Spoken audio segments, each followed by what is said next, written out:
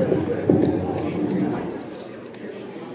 right, can everyone hear me okay? Hello.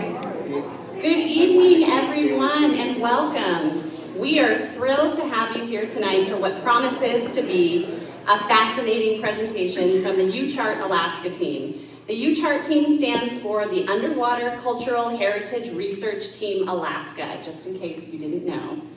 Before we dive into tonight's main event, I'd like to extend a huge thank you to the Friends of the Museum for sponsoring this evening. Your support is invaluable in bringing such incredible programs to our community. And while I have everybody here, we had some recent changes to our board and to our officers, so I'd just like to take a quick second to recognize some new faces for the Friends of the Museum. Please join me in congratulating Betsy Wirt as president, Amber Wade as vice president, Valerie Massey as secretary. We are so excited to have your leadership, ladies, and to kind of bring the Friends of the Museum into the next stage of development. And without further ado, I would like to introduce you to the U-Chart Alaska team, and Gig Decker is going to be on deck first. Okay,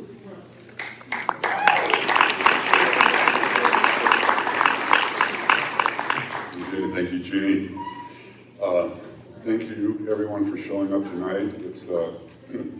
It's a great honor for me to pursue the story of the wreck of the Star of Bengal, and I am really happy that there's so many people that share this interest with me.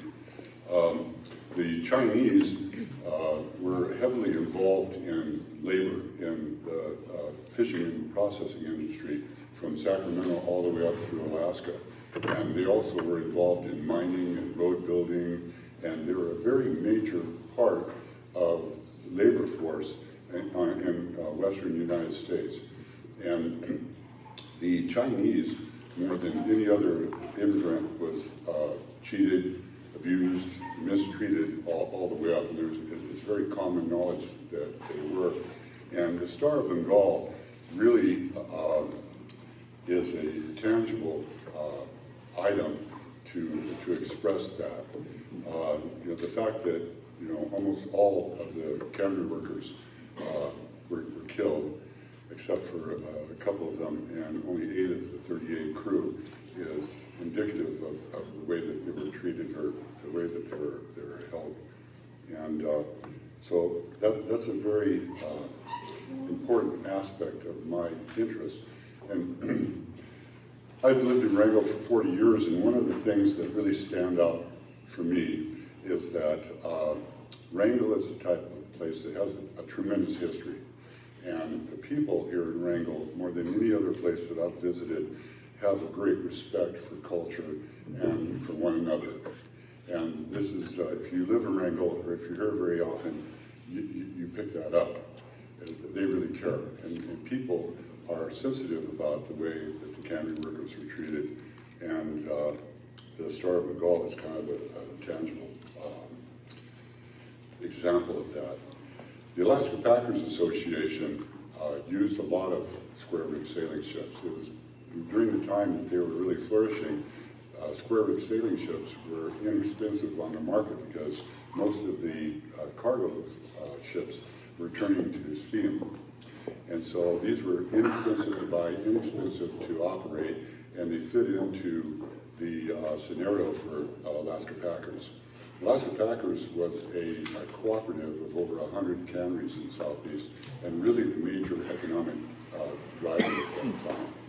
So it worked out really well for bringing crews up to supplies up to Alaska and taking down heavy loads of salmon and the crews again. So Wrangell, the Star of Bengal left Wrangell with a crew of about 38 to 111 cannery workers, mostly Asian cannery workers. Of those, the 66 were Chinese.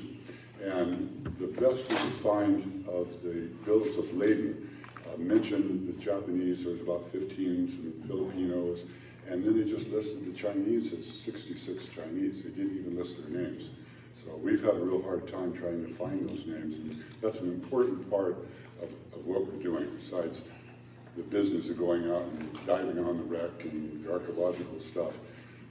Just the history and the desire to retain those names and lend some respect to the people that died at that time. The ships, square rig sailing ships by law had to be towed out because they couldn't tack very well when they were heavily laden on the inside water, so they had to be towed out to a line that connected all the outside islands where they could get out in the ocean and they could do really long tacks and take care of themselves. So the day that happened, the day that they left Wrangell, they were being towed by the two smaller tugs. And when they got down to between Coronation and Warren Island, they got into a really bad flash storm. Now this area at the southern end of Coronation is famous for these gnarly, quick storms.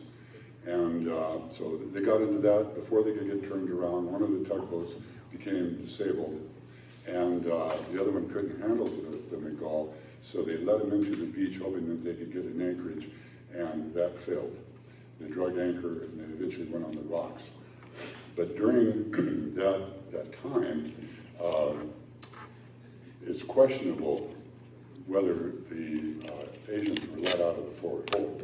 And to give a little backstory here, these ships could handle more volume than they could weight. So what they would do, they had 50,000 cases of salmon on that night, and what they did is they normally, it's very common for these types of ships, these size of ships, to have 3 holds. So they would load the back 2 holds all the way up to the deck, and the forward hold wouldn't have too much canned salmon in it. So the Chinese or the rest of the Asians would build their apartments down there, and they'd ride up from San Francisco, they'd ride down with the canned salmon at the end of the year to Seattle or San Francisco. So they were already there, and when the storm came up, it's questionable whether they let them out. And this is a huge argument. And as part of, the forensic study of the wreck to see if we could find any kind of evidence that would lead us one way or another. And my main argument about it, because I argue with people all the time about it, is that these people were abused and mistreated for over 100 years, and it's hard for me to believe the ship that's in trouble, and there's these 38 deckhands that are trying to control this ship with the rocks all around, and it looks like they're going to go on the rocks, that they would let 111 Chinese out of the hold. They'd be scurrying like wet cats all over and could disrupt anything that they tried to do to save the ship. When they were underway, and the Chinese, under normal weather, they did cover the forward hold because there's always a lot of weather, and the way the holes were configured, they had timbers that went across. It wasn't just one big container. There were timbers that went across the hold, and then they would stretch canvas over that to keep the water from going down through the forward hold. And people's suspicion is that, during the whole violence of the storm, and when they finally drug anchor and started going on the rocks, everybody was going to get off. The captain of the Bengal and the first mate did make it off before some of the other people that died. So there's some suspicions in there.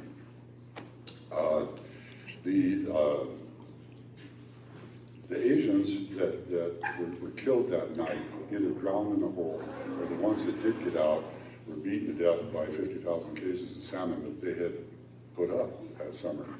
And when the rescue crews came the next day, they collected up what they could of the Asians and buried them in a mass grave on the beach. And the 8 white guys got buried up on a knoll overlooking the wreck site. So they took care of them. The reason that I'm really interested in this, I spent 51 years fishing and done most of the fisheries in Alaska, from the trawling in the Bering Sea and the king crab and the halibut and the rur.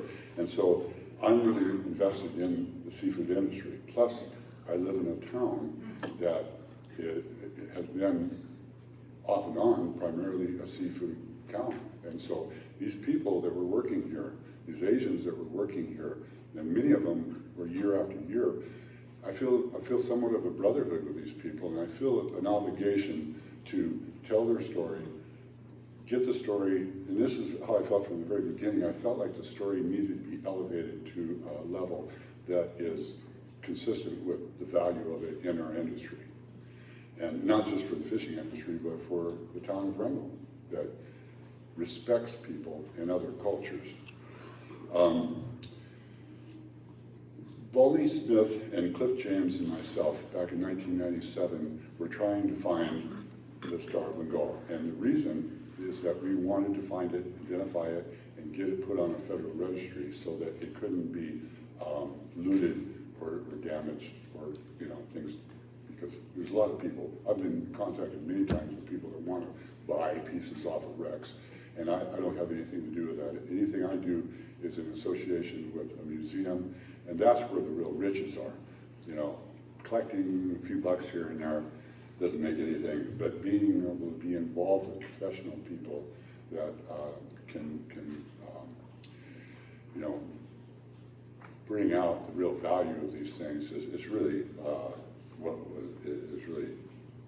interesting.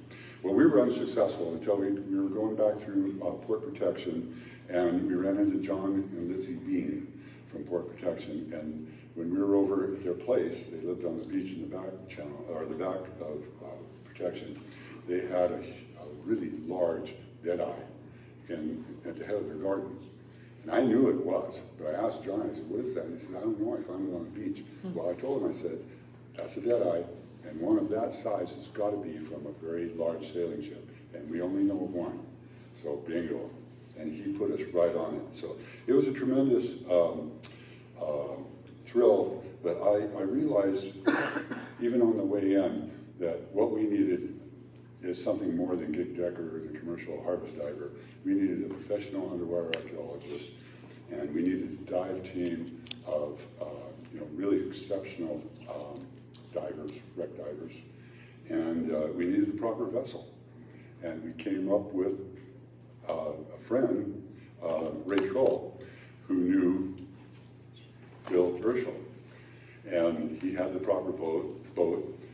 He knew Jinya Anachenko, who is the Russian underwater archaeologist that worked with us on the first time and on this time. So we had that, and we went out there and did the preliminary look at it and study, and that led us to a more sophisticated approach, and that's where we're ending up today, or we did. So, I'd like to introduce the people that were involved this time. Anachenko, Jenny Anachenko couldn't be with us, but she was the underwater archaeologist, and probably when Ray told me about her, right away, I had read her for years, and she is the premier underwater archaeologist in Alaska, and really exciting background. Bill Herschel, the captain of the research vessel Endeavour, Corky Parker, who is the cook and the Endeavour's program manager. Steve Bruzuka was a diver and our lead photographer, and as you can see through this, did an exceptional job. Gig Decker, diver and skiff operator. Sean and Taylor Adams, and they were our remote sensing specialists. And then Sean Wells and Kevin Landau were two divers with extensive wreck diving experience that Bill knew, and they came on board and were fantastic. These guys were sea wolves, animals, and they really made a huge difference to us. But so with that, I'd like to introduce Bill.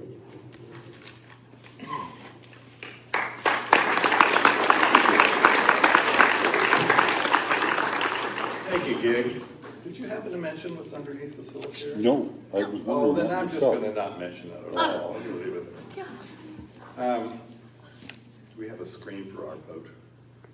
There we go. So Alaska Endeavour is a nonprofit, a 501c3 that does research, scientific and educational research throughout Alaska. During the summer months, we work mainly with high school and college students doing benchmark studies and other research. But in the shoulder seasons, early in the spring and late in the fall, when the kids are in school, we get to do some professional expeditions like this one. It's really fun. This fall, we're doing our annual humpback whale survey up out of Petersburg, but we've done glacier work, we've done a lot of paleontology work, and we've done a little bit of wreck work. So that's what we do. Corky and I are running that outfit, and we have a rotating crew of naturals and other scientists who come through. Christine. Including Christine, who is with us for this season. Will be corralling the high school and college students for us. I'd like to thank a number of people who aren't here. It's interesting how a project comes together. It's not planned, it's kind of an organic thing.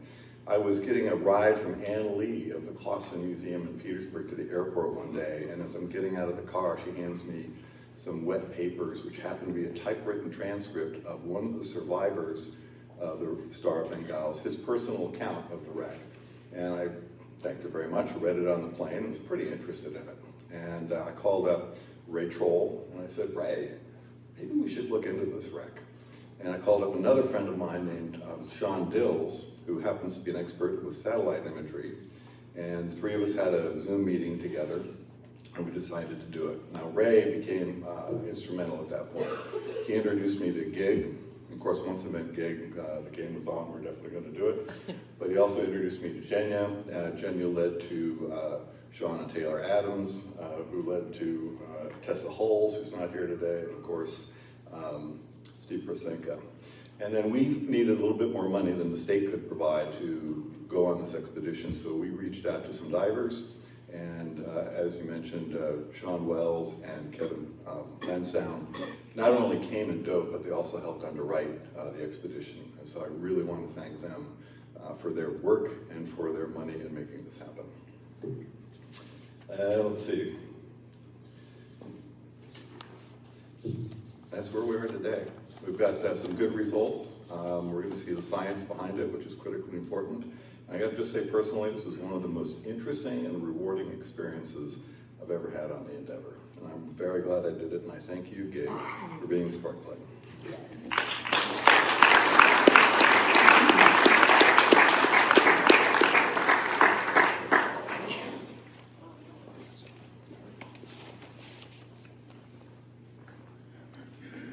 Thanks, Bill. One of the things that I think is really interesting about an operation like this, a project like this, is that it's great to have a person like Jenya Chinko as our underwater archaeologist, and it's fabulous to have Steve as our photographer. Did great work, and Sean and Taylor with their technical application, which literally 2 truckloads of their equipment. I mean, it was phenomenal just to experience that. But I want to make the point that when you're involved in something like this, you've got to have a vessel that's proper, and you've got to have somebody that's willing to take the responsibility for you and 9 other people to take you out into the ocean to one of the worst places along the coast here and get you back. And when, at the end of the day, that's the person, Bill Herschel.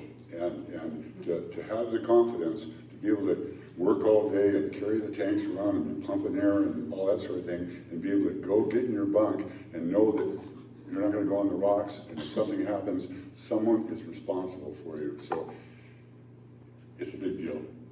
The other thing I wanted to mention too is that in the 40 years that I've lived in Wrangell, when I think about the stuff that I've really loved about Wrangell, it's got to be the Friends of the Museum. And they quietly had a huge effect on me. And I remember back when we had the museum in the bottom of the basketball court building over there, and Teresa Tebow was here, and we just stepped around the boxes and all that stuff in there.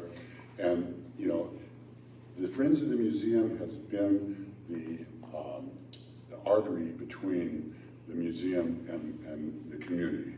And that's so important. I can't overemphasize that enough, is that the museum is a tangible place.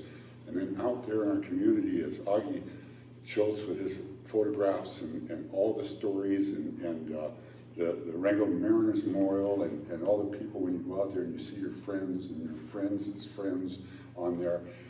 All those connections have to be made. And I really believe, from my experience, the Friends of the Museum have been that connection. I can't overemphasize that enough.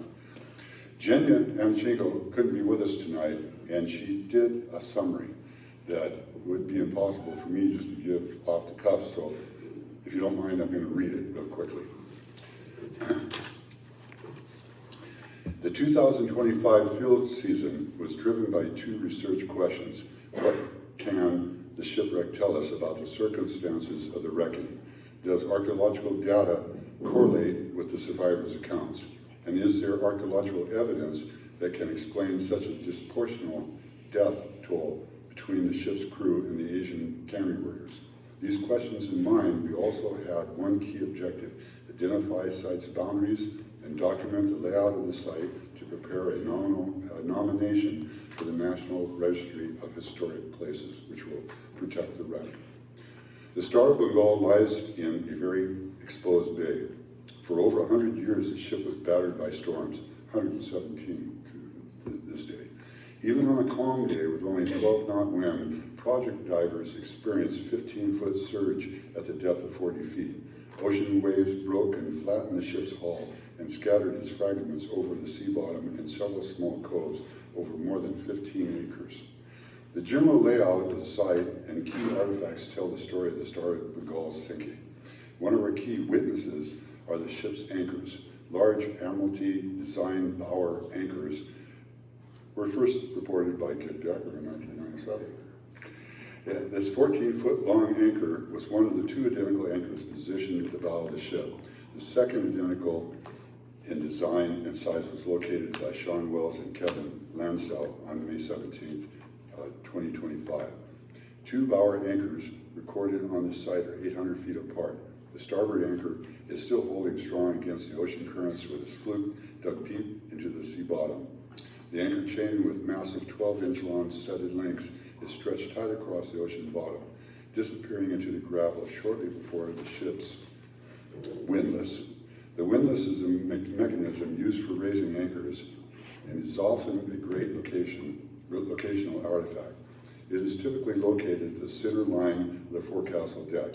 The Star of Bengal's windlass is 7 feet long, surrounded by piles of chain and broken ship's frames. The records indicate that the ship broke into at least two parts, with the bow sinking immediately.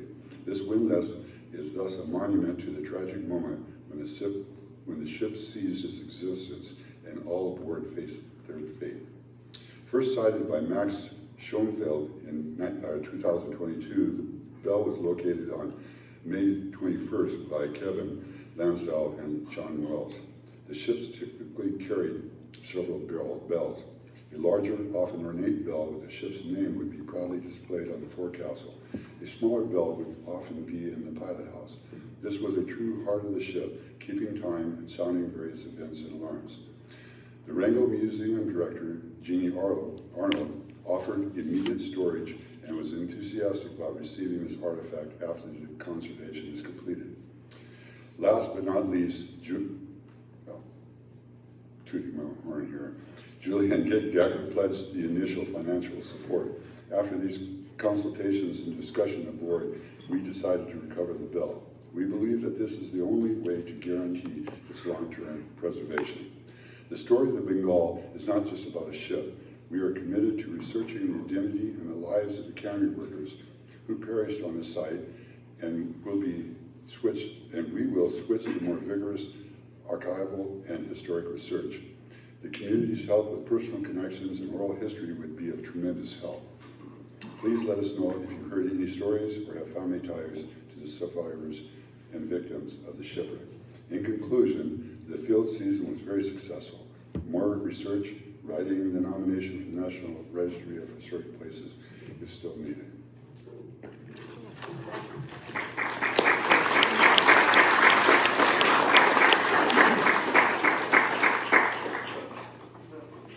I'd like to introduce you to Sean Adams. Thanks, Dick. Good evening, everyone. Thanks for coming out and listening to what we have to say. We thought it would be good to give an overview of what's involved in our remote sensing and how we apply the remote sensing to a project like this. So first of all, we are Sean and Taylor Adams. We run a drone service provider company, which Essentially, we fly various sensors, gathering different types of data in order to provide intelligence to support search and rescue, emergency operations, and in this case, maritime archaeology. Few things, first of all, our goal for this our main goal was to figure out the site boundaries so that we could prepare the application for the National Register of Historic Places. So a few things, we needed to identify those boundaries, which making sure that we understood exactly where all of the ship's debris was and any of the goings on that happened within that site on that fateful night. Also, we want to be able to log and detail any artifacts that may be under the surface or on the terrestrial sites. This allows us to gather the forensic information, which can later be determined to verify the stories that happened earlier, and how things had been laid out from there, as well as the position of the wreck within the site. So essentially, what we do is work you through. We have a few different processes that we used in order to do this. So first of all, we would do a terrestrial map. So essentially like your Google satellite, where you can look down on a particular area. What we do is we do a high resolution version of that, which allows us to be accurate within centimeters. Your Google map is probably accurate within 30 meters or 100 feet. So for us, we use a high accuracy GPS, and then we fly our drone and we do essentially a photogrammetry run. So a few things we need to do, obviously, is flying in airspace, flying a drone. We need to clear the airspace. So in this case, we used can you flip back to? The DJI M300 was our aircraft of choice. We can mount it with a magnetometer, LiDAR, or a high-resolution mapping camera. So first off, we did the LiDAR and photogrammetry, and what that does, go ahead, Tate. So this allows us to have our map within centimeter accuracy, and on the right-hand side there, you can see that would be our flight plan. So we would send the drone, it would fly those lines and take pictures, as well as with LiDAR, which shoots 250,000 shots per second of laser, and that allows us to get extremely accurate details within the terrestrial site. From there, once we had that, we ended up using a magnetometer, which essentially is like a metal detector.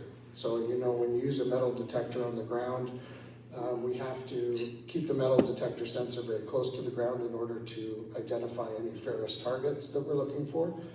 So while it's not completely accurate for this application, it's a good indication tool. And the reason I say that is when the slope changes underwater and the surface, the ground target gets lower than the surface, we end up losing a lot of signal. So a big target may only have a little indicator, but it gives us a great indication. So when we first roll up to a site, we can perform this flight, and then that allows us to have some preliminary areas of interest, which in an area like Coronation Island with the weather windows, we have to be extremely efficient when we're on site.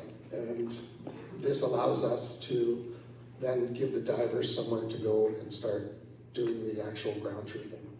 So this is the result of our magnetometer survey, and you can see in the red areas there's some significant targets or signal back from the ferrous targets there.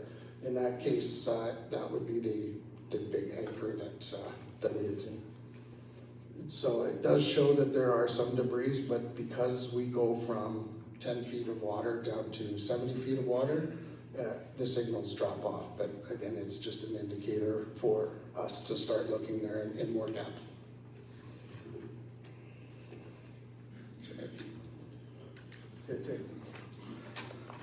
So this is the LiDAR mapping. You can see on the right-hand side, that is an actual that is our photogrammetry run, and this is what the point cloud produces from the laser. And from that, we can build what they call a digital twin, which allows us to capture this moment in time, and it's forever available for further research. You can look through the beach because the resolution is so high. We can see what targets are on the beach. We can see different aspects of the topography. And in this case, there was activity that happened up in the hills behind it. The other thing is, if you go to the next one, one of the aspects of LiDAR is because we have a point cloud that is produced from all of those millions of shots of laser, we can actually classify the point clouds, which allows us to, in this case with the trees, we can tell the computer that these are trees, and we can actually strip them off so we can see what the ground looks like underneath. And that allows us to also identify different targets, depressions, anything that might be of interest for anybody who's investigating that. Okay, next. Here you can see this is a drone shot we took of the bay on the right-hand side, and this is the same detail but with a laser scan.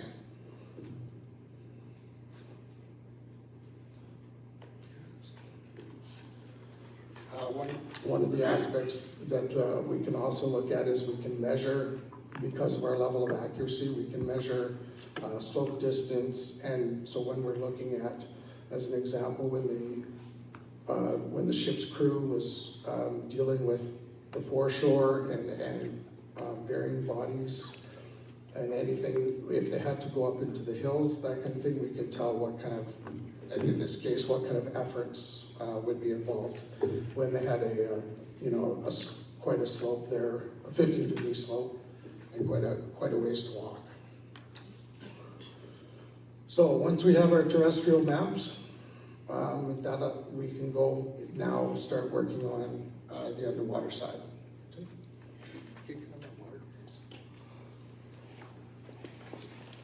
Thank you. So the next thing we do is we do bathymetric mapping. So we have a multi-beam sonar, which essentially is 256 beams of sound, which go out in a fan, and they allow us to map underwater 3D targets. Okay. So this is one of the bays that is right next door. In our efforts to find the site boundaries, we needed to identify whether or not there was any ship debris or any artifacts that were in the next bay, and in this case there wasn't.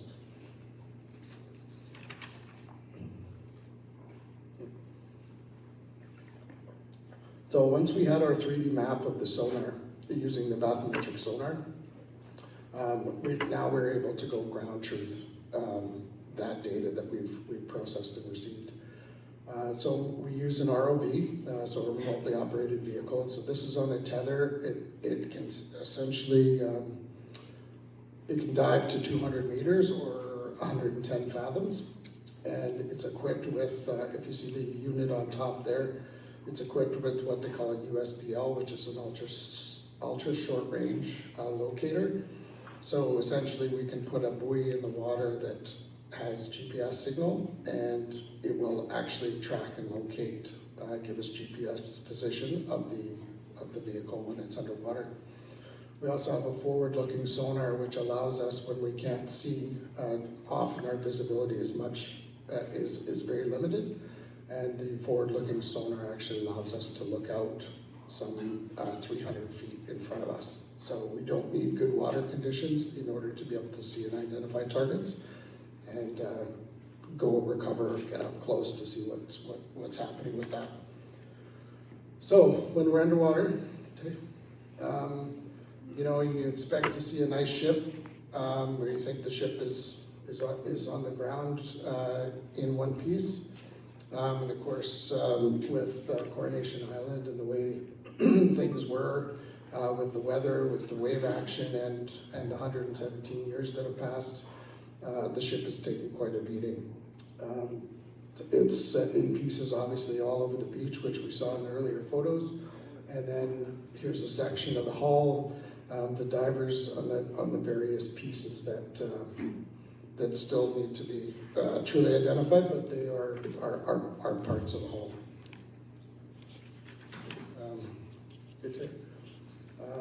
Here's the main anchor that we saw. One of the things that we wanted to do was to be able to ground truth when they talked about actually throwing the anchor in the water and the ship being pulled up onto the shore in the weather that night.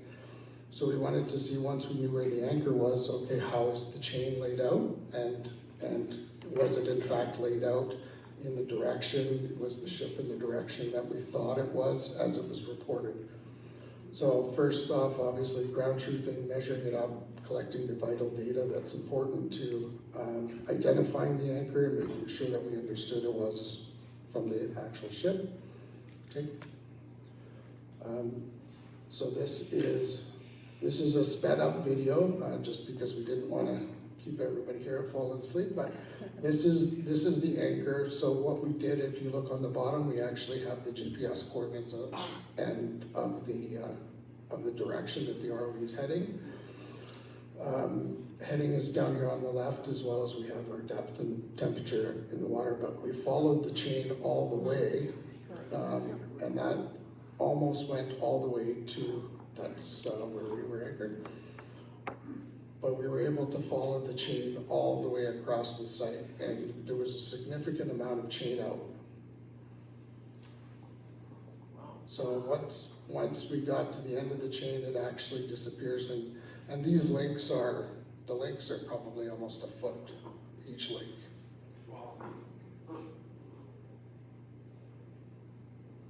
Let's still even move on. So we were hoping that we could find the end of it to see exactly where it had ended up, but it was quite long, and we don't know if it ended up with the windlass or not, but we're thinking it was very close to it. So with the target, with the GPS data and with the heading data, we're actually able to lay that out on a map and to be able to show where the anchor is and how it's laid out. Oh yes, so here you go. So within the site, the anchor was located here. So you can see that when they actually put the anchor out in the water, they had drifted all the way there, and a lot of the ship's debris was around that point. So with that information and the anchor being the farthest target, we were able to establish essentially the site boundaries, which will go for the nomination on the historic site. And that's pretty well it for us. Thanks.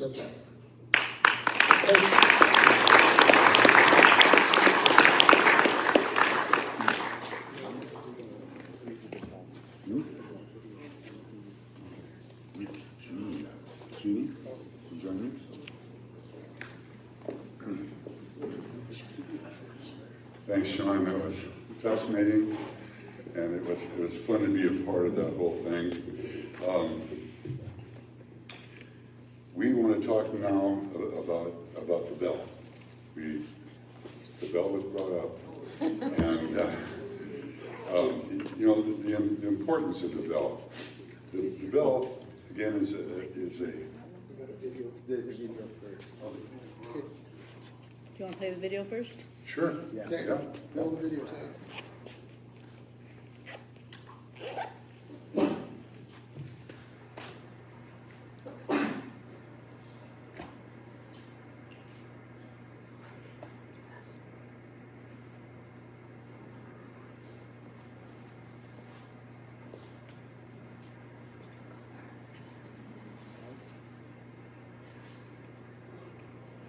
That was cold water.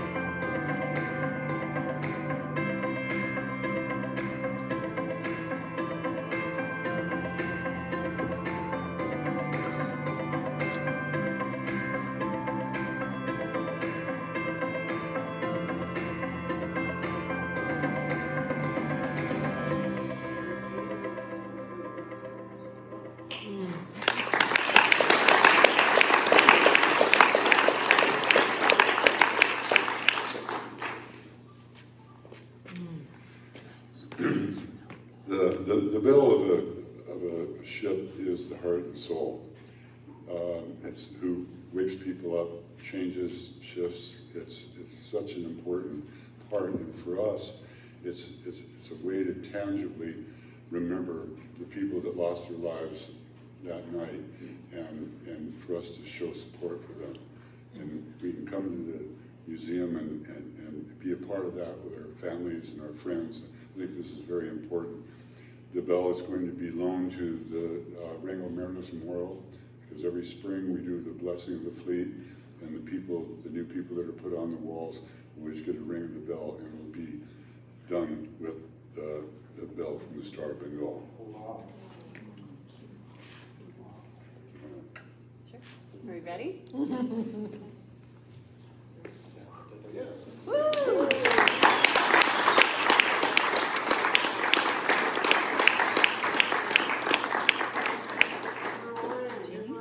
Yeah, sure. Might want to mention it's not rung in how many years? So it is my honor this evening. When GIG first approached me after I took over as Nolan Center Director a year and a half ago, and I learned a little bit more about the Star of Bengal.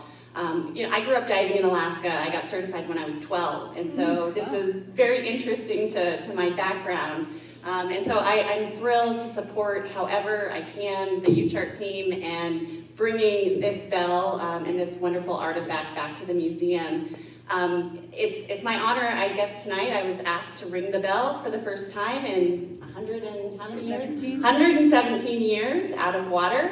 And so we're going to get to that in just a second, but I do want to give a little bit of a plug that this bell is going to be transferred down to Texas for more restoration before it can come back to Alaska. And we are on our way with donations to help with that cost. I think right now we have about $1,500, but the estimated cost is going to be about $6,000 to $10,000 possibly. And so while we have all you wonderful people in the room, I just wanted to put a plug out there that we are always looking for donations, and you can approach Gig Decker or you can come to the museum, and we can help with that if you're interested in supporting this wonderful cause.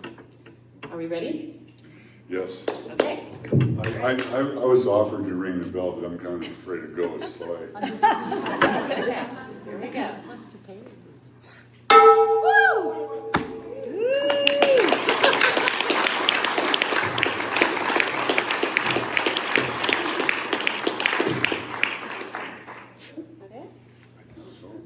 Thank you very much. I can't tell you how important it is, all of you, because it's one thing to come from our side of it, and it's really important, all you people too, every single one of you. It's one thing to come from our side of it, but we wouldn't be here if it wasn't for the Friends of the Museum and all the people that are interested in showing respect for our community and the people that have worked and died as a result of our industry. So thank you very much.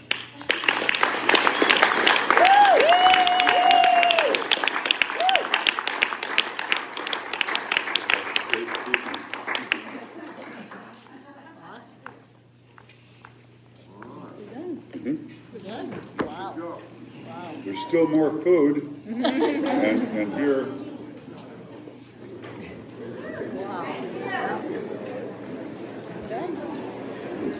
It's really pretty. Beautiful. Yeah. This is photography. And I will just put one more plug in. Chris Ellis has a credit card machine, so if anyone is looking to join the Friends of the Museum or donate that way, she would be happy to take your donation. And yeah, please come up and take pictures of the bell. It needs to go back into the water shortly here to kind of continue with the process of getting it ready to go to Texas. Thanks again, everyone. What? Go. You want anything? No, I'm good. Thank you.